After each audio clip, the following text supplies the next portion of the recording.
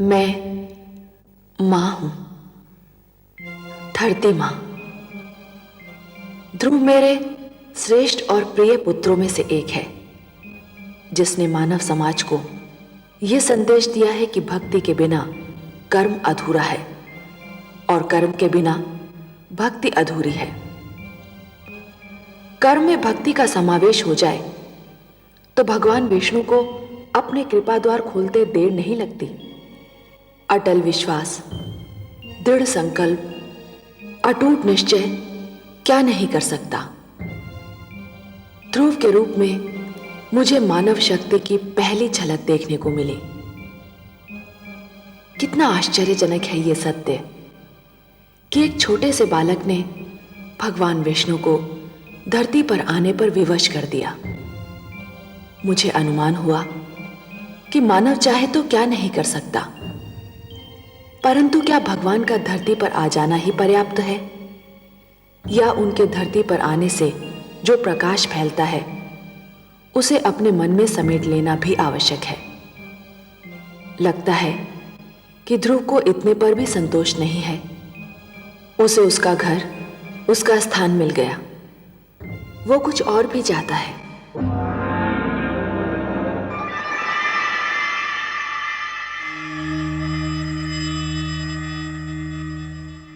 वासुदेव, वासुदेव, आप कहाँ चले गए वासुदेव?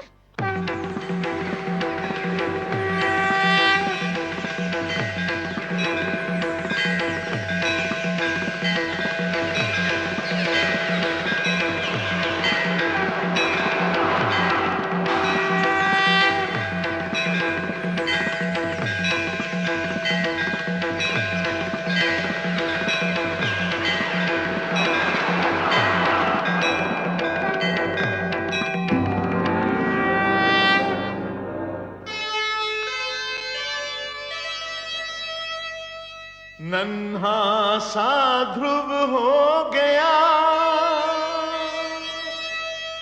ऐसा भक्त महान, शक्ति दिखाई भक्ति ने, प्रगट हुए भगवान।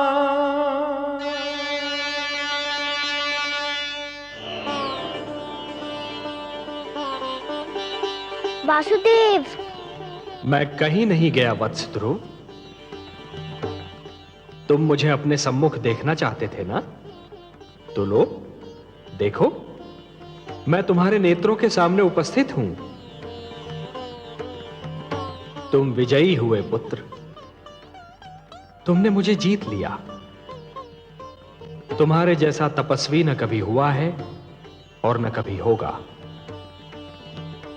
तुमने सिद्ध कर दिया कि जीव ब्रह्म का ही एक अंश है और अपनी साधना से ब्रह्म को भी धरती पर ला सकता है। तुमने यह सिद्ध कर दिया वत्स कि सृष्टि की सबसे बड़ी शक्ति है भक्ति। वत्स ध्रुव, अब श्वास लेना आरंभ कर दो पुत्र। अब मैं कहीं नहीं जाऊंगा।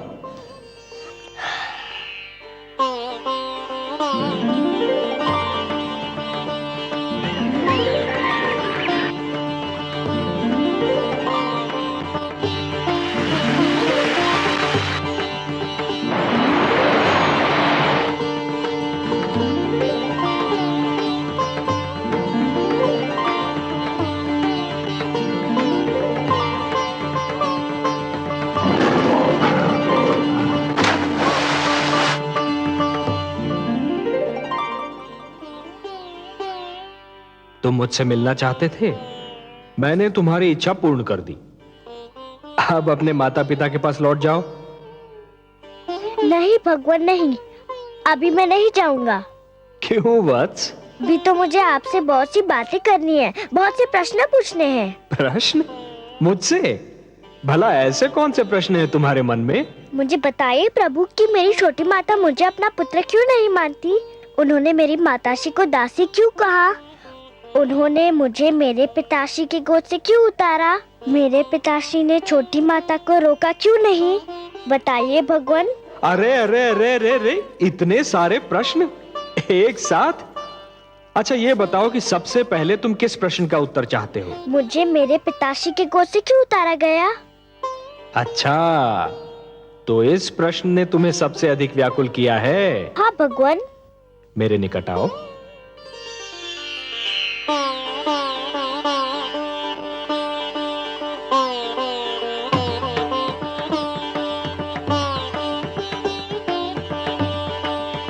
और निकट आओ वत्स।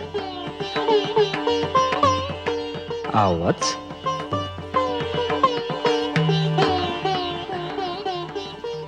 मेरी गोद में बैठ जाओ।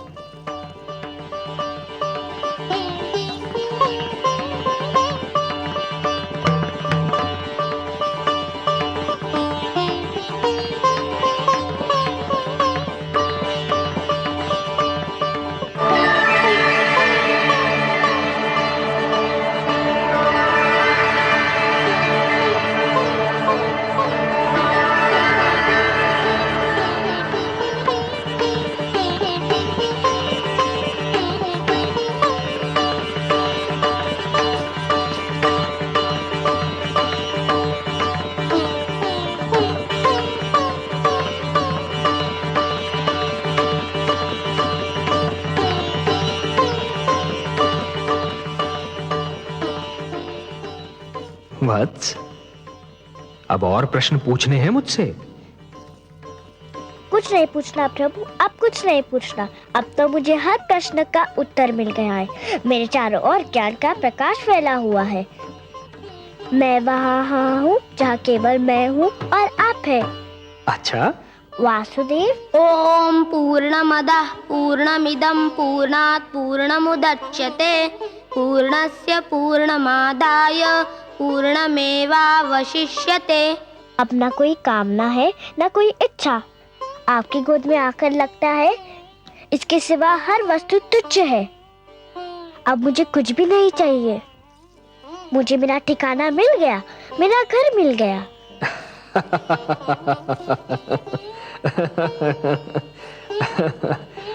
नहीं वत्स, मेरी गोद तुम्हारा ठिकाना नहीं, तुम्हारा घर नहीं। तुम्हारा घर तो वो कर्म भूमि है जिसका नाम है जीवन, संसार। भक्ति से तुमने मेरा मन जीत लिया, अब कर्म के माध्यम से तुम्हें परिवार का मन जीतना है। अपने परिवार की सेवा करके एक पुत्र धर्म को निभाना है। अपनी प्रजा को न्याय पर आधारित शासन देना है तुम्हें, कि फिर किसी बालक को अपने पिता की गोद से उतारा न जाए, मेरी खोज में यूं भटकना न पड़े। वत्स, जब तुम ये समस्त धर्म निभा लोगे ना, तो तुम्हें वो स्थान प्राप्त होगा जो संसार के रहते तुम्हारा नाम जीवित रखेगा। मैं तुम्हें वरदान देता हूं वत्स, कि मानव धर्म का निष्ठापूर्वक पालन करने के उपरांत तुम्हें नक्षत्र लोक में वो स्थान प्राप्त होगा जो तुम्हारे ही नाम से जाना जाएगा। इस धरती के वासी उसे ध्रुव लोक कहकर पुकारेंगे, जहां तुम सदा जगमगाते रहोगे। यही तुम्हारे कर्म का फल होगा वत्स। वासुदेव, मुझे बताइए कि कर्म क्या है? कर्म पूजा है वत्स, कर्म यज्ञ है, कर्म जीवन है, जीवन का आदर्श है। और जीवन क्या है देव? जीवन एक सौभाग्य है पुत्र, एक वरदान है, मेरा दिया हुआ प्रसाद है, एक अवसर है, संसार की सेवा करने का अवसर, परिवार की सेवा करने का अवसर। परिवार क्या है प्रभु, मुझे इसका ज्ञान दीजिए। परिवार वो है वत्स जो जीने का उद्देश्य देता है, मानव को यह बताता है कि संसार में क्यों जिया जाए, किसके लिए जिया जाए। और संसार क्या है भगवान? संसार संसार एक बड़ा परिवार है पुत्र, परिवार का विशाल रूप है, मेरी श्रेष्ठ रचना है। वसुधैव कुटुंबकम, ये सारी वसुधा, ये सारी धरती एक ही कुटुंब है, एक ही परिवार है वत्स, और यही मेरा मंत्र भी है। ये सारा संसार मेरी ही संतान है। संसार की सेवा करना अर्थात मेरी सेवा करना, संसार के भले के लिए जीना, ये एक सर्वोत्तम आदर्श है वत्स। ध्रुव, परंतु संसार के भले के लिए मर जाना, ये वो महान कार्य है जो प्राणी को मरकर भी अमर बना देता है। वत्स, जीवन की कर्म भूमि तुम्हें पुकार रही है वत्स।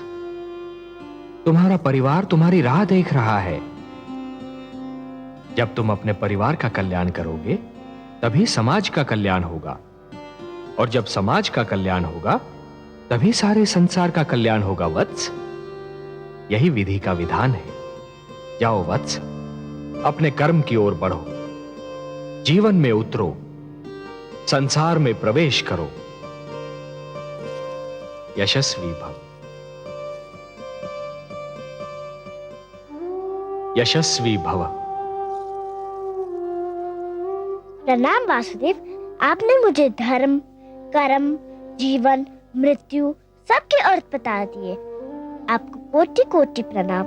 आयुष्मान भव पुत्र, आयुष्मान भव।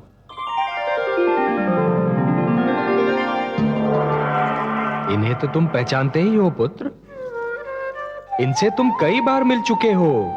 ये विष्णु प्रिया हैं, तुम्हारी माता लक्ष्मी। चाहिए माता, हम आपसे नहीं बोलते। क्यों पुत्र? आप चाहती तो मुझे बहुत पहले भगवान विष्णु की गोद में बिठा देती। बिठा देती तो आपका क्या बिगड़ जाता? मेरा कुछ नहीं बिगड़ता पुत्र, पर मैं माता हूं और तुम मेरे पुत्र। हर माता यही चाहती है कि उसका पुत्र महान बने।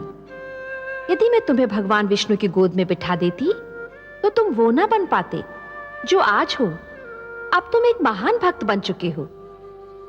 मैं तुम्हारी सहायता करती तो मैं महान कहलाती, तुम्हारी महानता छिपकर रह जाती। मेरे स्वामी का तो यही संकल्प है कि हर मानव का कल्याण हो। मैं भी उन्हीं का संकल्प पूरा कर रही थी। आप महान है माता। मैं समझ गया कि आपने क्या किया और क्यों किया। मैं आपके चरणों में शीश नवाता हूँ। मैं आपका उपकार कभी नहीं भूलूंगा। प्रणाम। नारायण नारायण।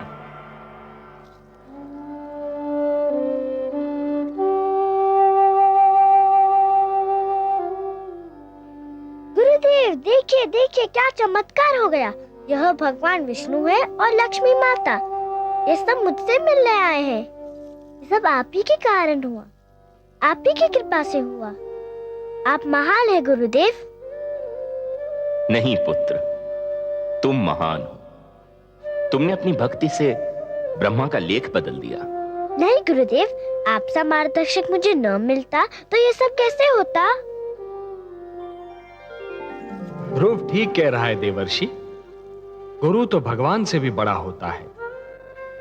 गुरुर ब्रह्मा गुरुर विष्णु गुरुर्देवो महेश्वरः गुरु साक्षात परब्रह्म तस्मै श्री गुरवे नमः। यशस्वी भव पुत्र। प्रभु, यदि आपकी और माता की अनुमति हो तो मैं वत्स ध्रुव को महाराज उत्तानपाद की राजधानी पहुंचा दूं। नहीं देवर्षि, आप अकेले नहीं जाएंगे। ध्रुव को विदा करने हम सब साथ मिलकर जाएंगे।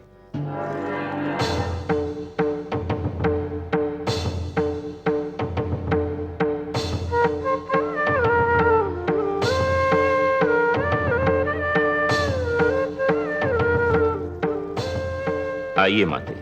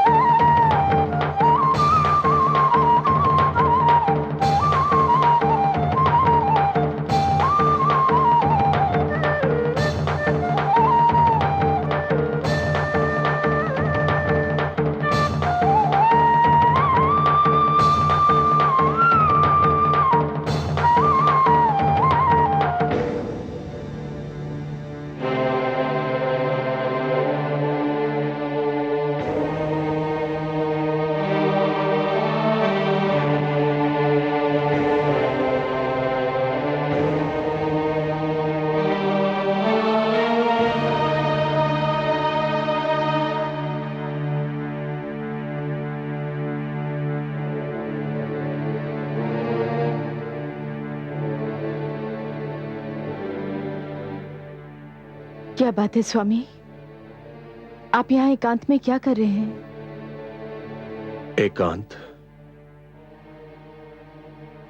एकांत के सिवा मेरे जीवन में राह क्या है?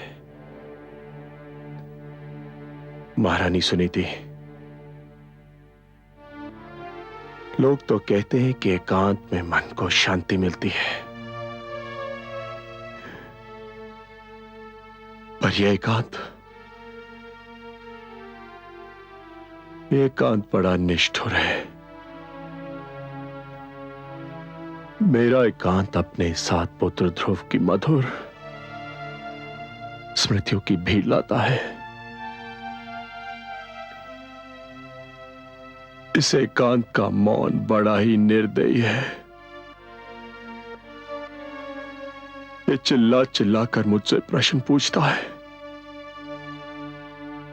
जिनके उत्तर मेरे पास नहीं। ये पूछता है कि पुत्र ध्रुव क्यों चला गया, कहां चला गया।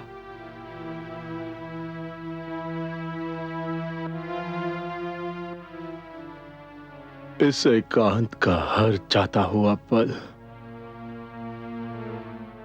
मुझ पर दोष लगाकर जाता है कि मैंने अपने ही हाथों से अपने संसार में आग लगाई थी,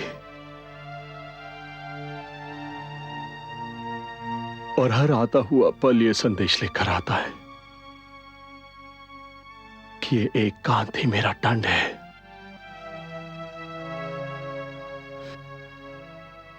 पुत्र ध्रुव के बिना मेरा जीवन अभिशाप बन गया है, और यह अभिशाप मुझे जीवन भर भोगना है, जीवन भर भोगना है।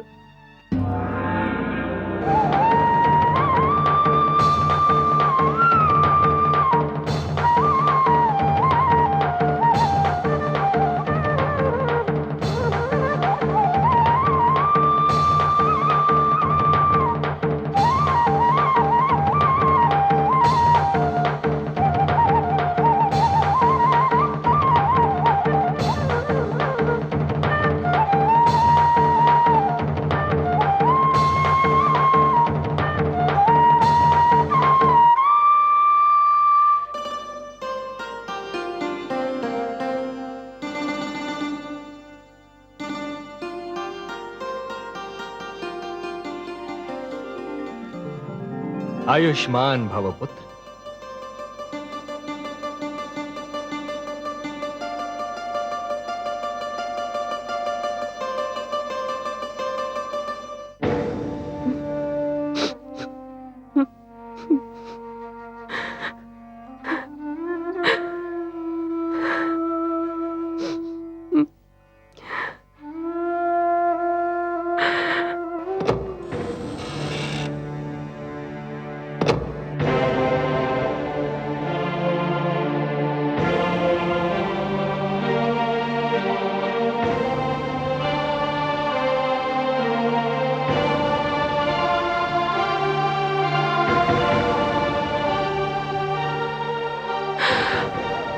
प्रणाम माते।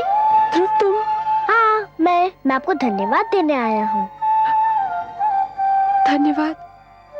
मुझे? मैंने ऐसा कौन सा शुभ कार्य किया है कि तुम मुझे धन्यवाद देने आए हो? आपने जो मुझ पर उपकार किया। उपकार नहीं किया पुत्र, मैंने तुम पर अत्याचार किया है, अत्याचार किया है मैंने तुम पर। नहीं माते, आपने तो मुझ पर इतना बड़ा उपकार किया है कि मैं 100 जन्म आपकी सेवा करूं तब भी उसे चुका ना पाऊंगा। मत कहो मुझे माते, मत कहो, मैं इस पवित्र शब्द के योग्य नहीं हूँ। माता वो होती है जो अपने आंचल से संतान को सुख की छांव देती है, जिसका मन प्यार का भंडार होता है। मैंने तो तुमसे केवल घृणा की है, तुम्हें केवल दुख दिया है। मैं घृणा की पात्र हूँ, घृणा की पात्र हूँ। महारानी सुनीति से मुझे ईर्ष्या थी, उसका बदला मैंने तुमसे लिया पुत्र। मैंने ही तुम्हें महाराज की गोद से उतारा, मैंने ही तुम्हें वन में भटकने पर विवश कर दिया। मैंने ही एक नन्हे से बालक को यातना झेलने पर विवश कर दिया। मैं माता नहीं, कुमाता हूँ। कुमाता हूँ। पुत्र कुपुत्र हो सकता है, पर माता कुमाता हो ही नहीं सकती। वो तो देवी के समान होती है, पवित्र और पूजा के योग्य। आप भी मेरे लिए पूजा के योग्य है। भूल गए आप? आप ही ने तो मुझे भगवान विष्णु का नाम बताया था। आप ही ने तो कहा था कि मैं भगवान विष्णु को पाने के लिए तपस्या करूं। सच पूछे तो आप ही के कारण मुझे भगवान विष्णु के दर्शन हुए। हे भगवान, जिस बालक के प्रति मैंने इतने अन्याय किए, वही आज मुझे अपनी महानता का कारण समझ रहा है। तुम महान हो पुत्र, तुम ये आप महान क्या कर रही हैं माते? मुझे अपने चरण छू लेने दो पुत्र। कदाचित मेरे पापों का बोझ कुछ कम हो जाए। जिस दिन माता को पुत्र के चरण छूने पड़े, उसी दिन का नाम महाप्रलय होगा। मुझे अपने गले लगा लीजिए माते, मैं धन्य हो जाऊंगा। पुत्र, मेरा पुत्र ध्रुव।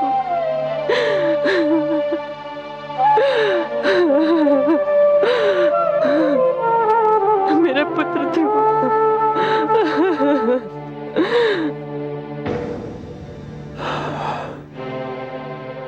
ये सब भाग्य का खेल है स्वामी। नहीं, ये कहकर मैं स्वयं को धोखा नहीं दे सकता।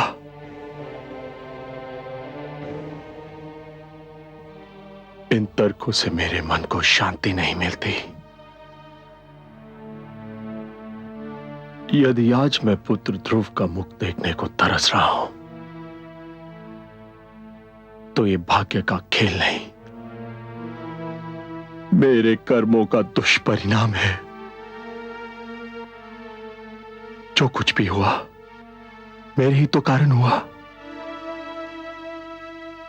मुझे तो लज्जा आती है अपने आप से, अपने इस जीवन से। ऐसा मत कहिए स्वामी, ऐसा मत कहिए। माना आज हमारा जीवन अंधेरी रात्रि है, किंतु रात्रि कोई भी हो, किसी न किसी ढंग से अवश्य ढल जाती है। कब ढलेगी ये रात्रि? कब होगी भोर? क्या सवेरा तब होगा जब नेत्रों की ज्योति मर चुकी होगी,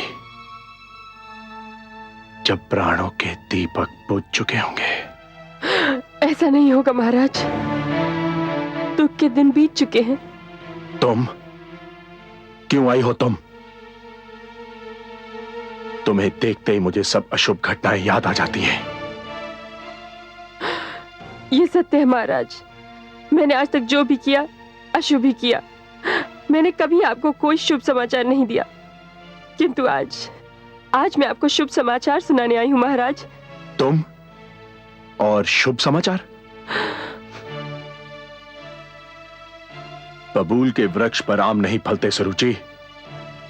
महाराज, भगवान विष्णु चाहे तो क्या नहीं हो सकता। ये देखिए। प्रणाम माते, प्रणाम पिताश्री। ध्रुव, मेरे लाल।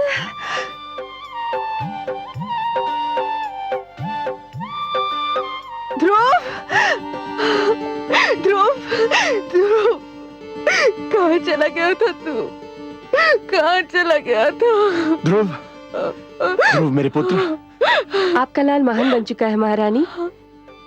इसे भगवान विष्णु स्वयं दर्शन दे चुके हैं। मेरे छोटे से भगवान, मुझे क्षमा कर दो। किंतु आपको भी किसी को क्षमा कर देना होगा। किसको क्षमा करना होगा? इन्हें, मेरी छोटी माता को। इसे? हाँ, इन्हें। ये न होती तो मुझे भगवान विष्णु के दर्शन कैसे होते? इन्हीं के कारण तो मैं भगवान विष्णु की खोज में निकला था। आओ माते।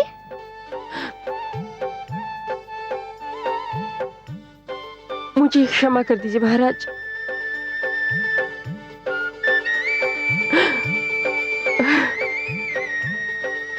क्या कर रही हो?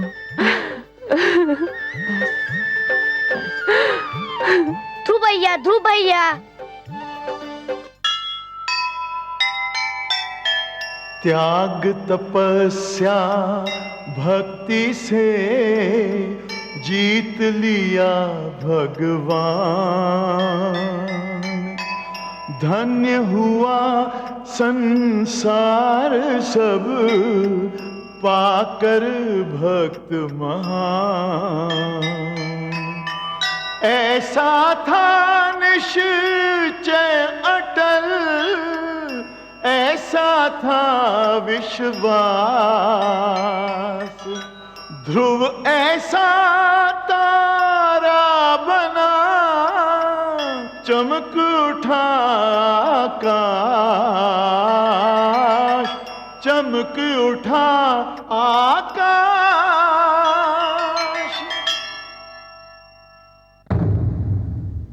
मैं मां हूं, धरती मां। तुमने देखा कि भक्ति में कितनी शक्ति है। तुमने देखा कि अपनी तपस्या और दृढ़ निश्चय के बल पर भक्त भगवान को भी जीत सकता है, भगवान को धरती पर आने को बाध्य कर सकता है। यह भक्त और भगवान के रिश्ते की कथा थी। विष्णु पुराण की कथा भगवान के अवतार की कथा है। भक्त को जैसे भगवान का ध्यान रहता है, वैसे ही भगवान को भी भक्त की चिंता रहती है। भगवान विष्णु ने माता लक्ष्मी से कहा था, परित्राणाय साधूनाम विनाशाय च दुष्कृताम धर्म संस्थापनार्थाय संभवामि युगे युगे। और अपने इस वचन को उन्होंने एक बार नहीं, बार बार निभाया। भगवान विष्णु ने आप्त वचन के रूप में मानव को जीवन के नियम प्रदान किए हैं। इन नियमों को जब भी तोड़ा गया, मानव पर, जीवन पर संकट की जब भी कोई घड़ी आई, श्री विष्णु भगवान धरती पर अवतरित हुए और पाप तथा पापी का नाश किया, क्योंकि वही तो धरती के पालनहार हैं। नियम भी तो उन्होंने ही बनाए हैं, फिर वे कैसे सहन कर सकते हैं कि उनके नियमों को तोड़ा जाए।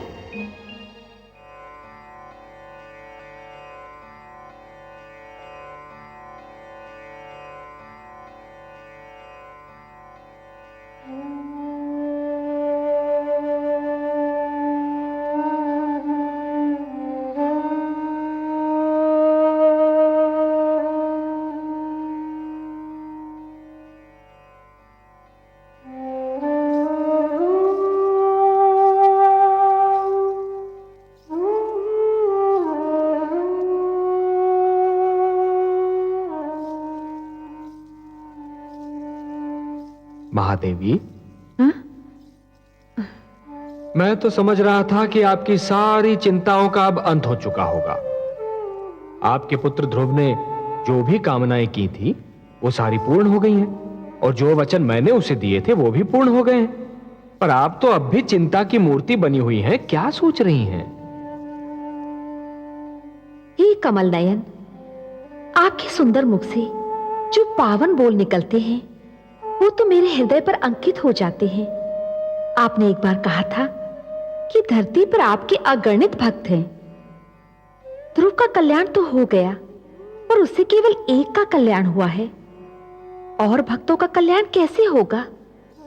जो ज्ञान, जो प्रकाश ध्रुव को मिला, उस पर तो समस्त मानव जाति का अधिकार है।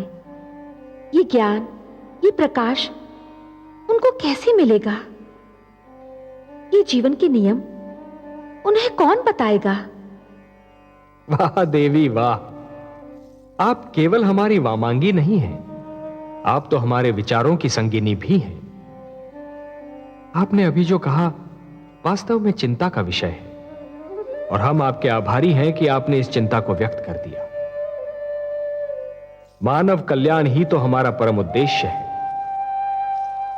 हमें ज्ञान का प्रकाश मानव तक पहुंचाने के लिए कुछ दीप प्रज्वलित करने होंगे।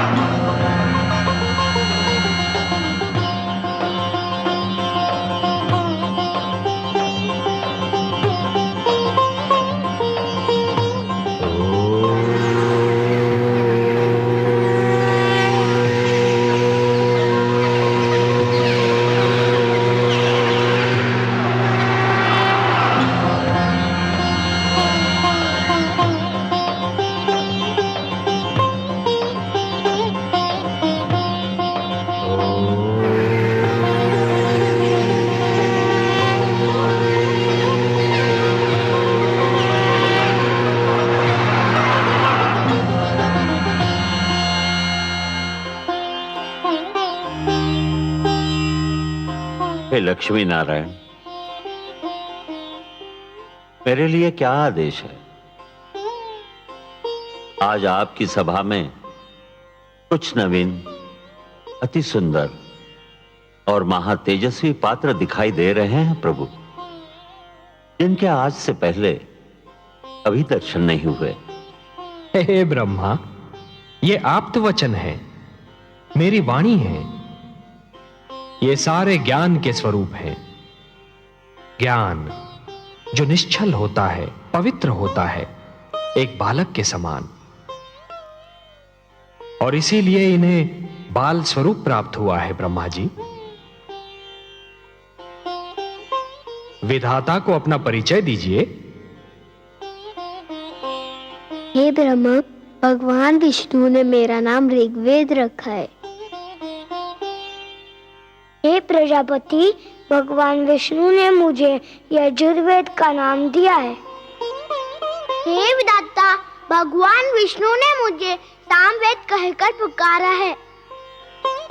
हे प्रभु, भगवान विष्णु से मुझे अथर्ववेद का नाम मिला है।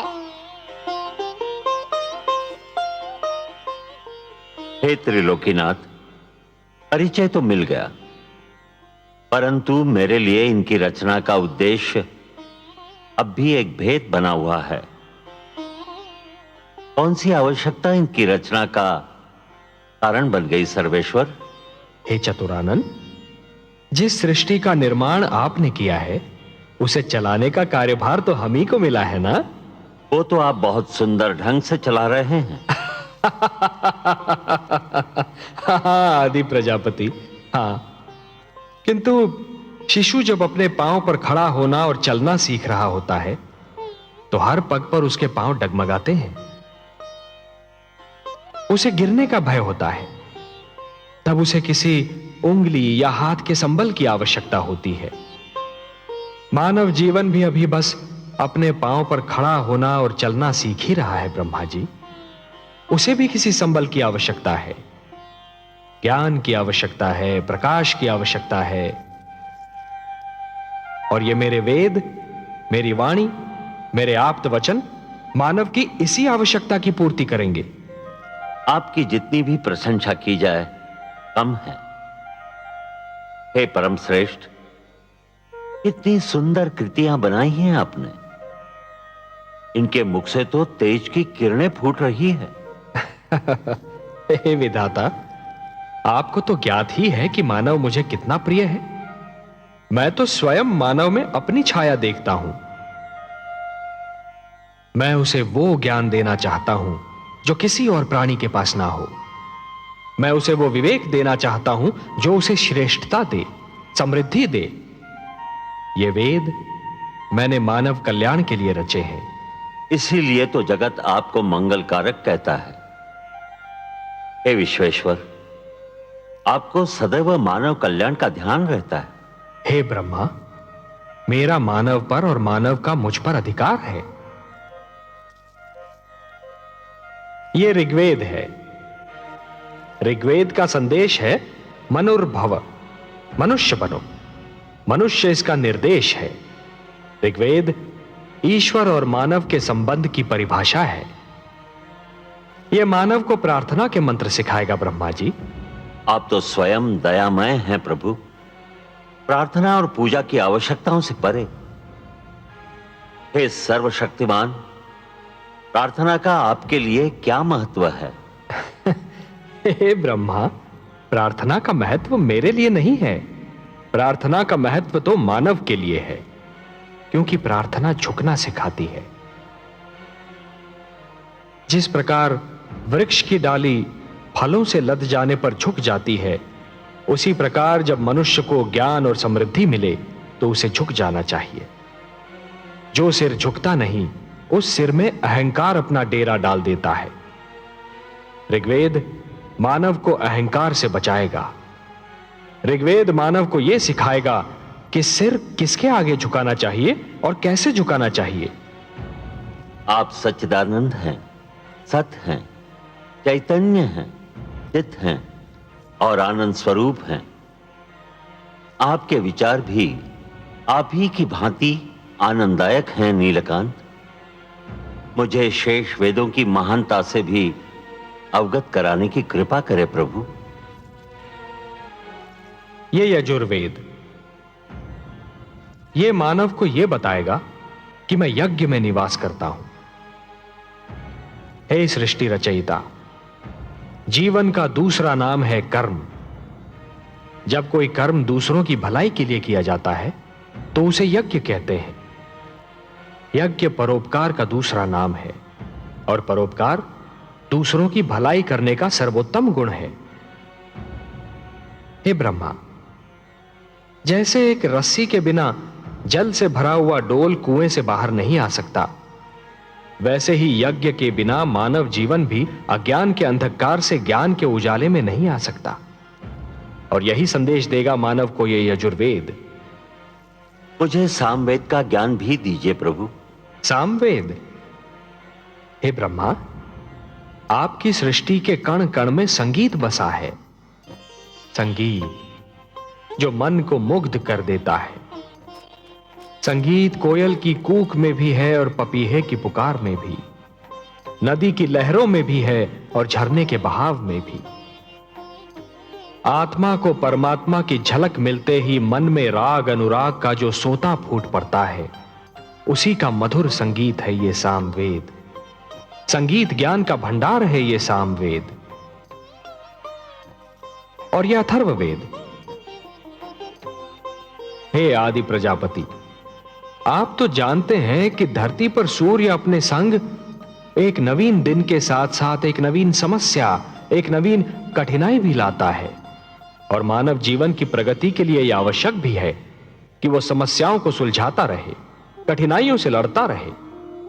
यह अथर्ववेद मानव को धरती पर पैर जमाने का पाठ पढ़ाएगा, उसके मन और शरीर को आपत्तियों विपदाओं से बचना सिखाएगा और समस्याओं को सुलझाने का मार्ग दिखाएगा। हे सर्वेश्वर, ये वेद पाकर तो मानव धन्य हो जाएगा, वो श्रेष्ठ हो जाएगा। आप धन्य हैं प्रभु, धन्य हैं। अपने आप्त वचन के रूप में संसार को यह अनुपम भेंट दे रहे हैं। हे ब्रह्मा, यदि मानव ने इन वेदों की रक्षा की तो ये वेद भी मानव की रक्षा करेंगे। धर्मो रक्षति रक्षिता। मैं चाहता हूं कि मेरी वाणी को सुरक्षित रूप से आप मानव जाति तक पहुंचा दें। यह कार्य तो आप ही कर सकते हैं ब्रह्मा जी। मैं आपके आदेश का सहर्ष पालन करूंगा सर्वेश्वर। हे ज्ञानकोश, आओ मेरे साथ।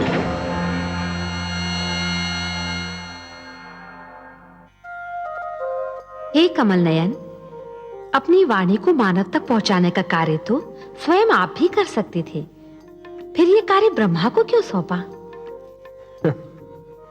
महादेवी, मेरी वाणी में तो जीवन का वरदान है, मानव संस्कारों का समावेश है। परंतु सृष्टि के निर्माता तो ब्रह्मा ही है ना। मानव को जन्म उन्होंने ही दिया है। इसीलिए मेरी वाणी के वरदान और संस्कार मानव जाति तक केवल ब्रह्मा ही पहुंचा सकते हैं। आप जो भी करते हैं मानव कल्याण के लिए ही करते हैं।